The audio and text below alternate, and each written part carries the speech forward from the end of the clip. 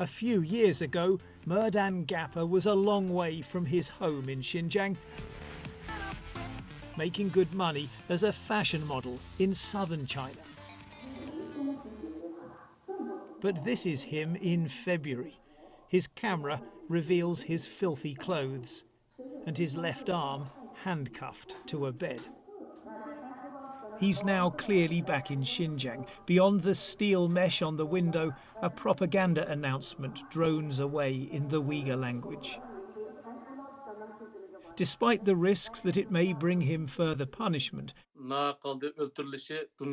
relatives, including his uncle who lives in Amsterdam, say they've no choice but to release the video he sent them.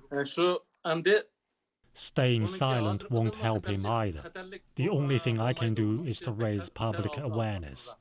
It's our only chance to rescue him. The young model had already served 16 months in jail, having been convicted of a drugs offence in 2018, although his family say he was innocent. Upon completing his sentence, whatever relief he may have felt was short-lived. Soon afterwards, the police picked him up again and took him back to Xinjiang for, they said, a few days' education. We've asked Chinese government officials here whether he was suspected of any further offence, and even if he was, why he was handcuffed to a bed. We've received no response. China has built a vast network of highly secure facilities across Xinjiang, some of which we were shown as part of its efforts to convince the world that they're schools for combating extremism, not camps. But last year, under intense international criticism, it said they were being closed. The texts Maardan Gapper sent along with his video clearly suggest otherwise.